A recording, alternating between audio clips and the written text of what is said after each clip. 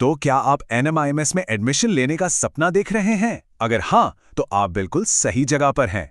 आज हम मिलकर एनएमआईएमएस की इस एडमिशन प्रोसेस को, जो थोड़ी कंफ्यूजिंग लग सकती है, स्टेप बाय स्टेप समझने वाले हैं। जी हाँ, बिल्कुल। जितने भी लोग एनएमआईएमएस का इंतज़ार कर रहे थे, उनके लिए बहुत बड़ी खबर है। फाइनली एनएमआईएमएस ने अपनी सारी एग्ज़ाम डिटेल्स ऑफिशियली अनाउंस कर दी हैं। मतलब रजिस्ट्रेशन से लेकर एग्ज़ाम डेट्स तक सब कुछ अब क्लियर है। तो सवाल यह है कि इस साल नया क्या है? चलिए सबसे पहले उन्हीं ज़रूरी अपडेट्स पर एक नज़र डालते हैं, जो हर स्टूडेंट के लिए जानना बहुत ही ज़रूरी है। तो सबसे पहले और सबसे अच्छी खबर तो ये है कि रजिस्ट्रेशन शुरू हो चुके हैं और ये मई तक चलने वाले हैं। मतलब आराम से फॉर्म भरने के लिए काफ़ी टाइम है, तो घबराने की कोई बात नहीं है।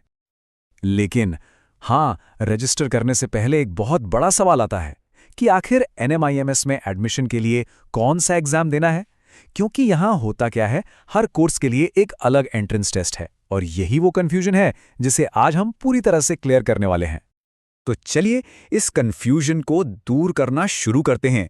सबसे पहले बात करते हैं सबसे कॉमन एग्जाम की, जिसका नाम है एनपैट। देखते हैं कि ये एग्जाम आपके लिए कौन कौन से कोर्सेज के दरवाजे खोलता है।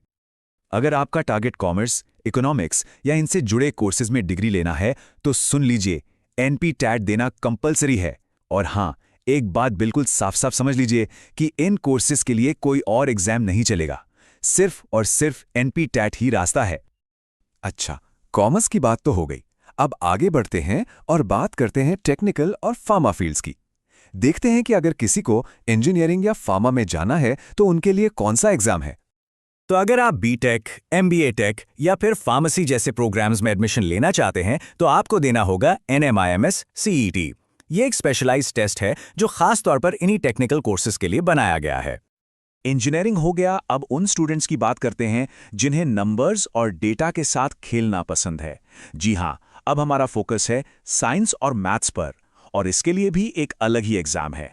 तो अगर आपकी दिलचस्पी BSc data science, applied statistics या फिर मैथ्स जैसे कोर्सेज में है, तो आपको एनएमआईएमएस एमएसटी का एग्जाम देना होगा। याद रखिएगा, एमएसटी। साइंस और मैथ्स के बाद अब हम आते हैं अपने आखिरी स्पेशलाइज्ड एरिया पर, और वो है लॉ। तो जो लोग एनएमआईएमएस से कानून की पढ़ाई करना चाहते हैं, उनके लिए भी एक डेडिकेटेड एंट्रेंस टेस्ट है। ये तो बिल्कुल सीधा और सिंपल है। अगर आपको एनएमआईएमएस से एलएलबी करना है, तो आपको देना होगा एनएमआईएमएस एलएटी, यानी कि लॉ एप्टीट्यूड टेस्ट, और कोई दूसरा रास्ता नहीं। तो अब तक हमने 4 अलग-अलग एग्जाम्स को समझ लिया है। अब ऐसा करते हैं, सारी जानकारी को एक साथ लेकर आते हैं और एक फाइनल क्लियर रोड मैप बनाते हैं। इससे जो थोड़ा बहुत कंफ्यूजन बचा होगा, वो भी दूर हो जाएगा। ये देखिए, ये स्लाइड सबसे जरूरी है। ये एक तरह से एनएमआईएमएस के पूरे एग्जाम स्ट्रक्चर की समरी है। एकदम सिंपल। कॉमर्स के लिए एनपैट, इंजीनियरिंग के लिए सीईटी, साइंस वालों के लिए एमएचसीईटी और लॉ के लिए एलईटी। अब तो ये पहचानना बिल्कुल आसान हो गया है कि किस कोर्स के लिए कौन सा टेस्ट देना है ना?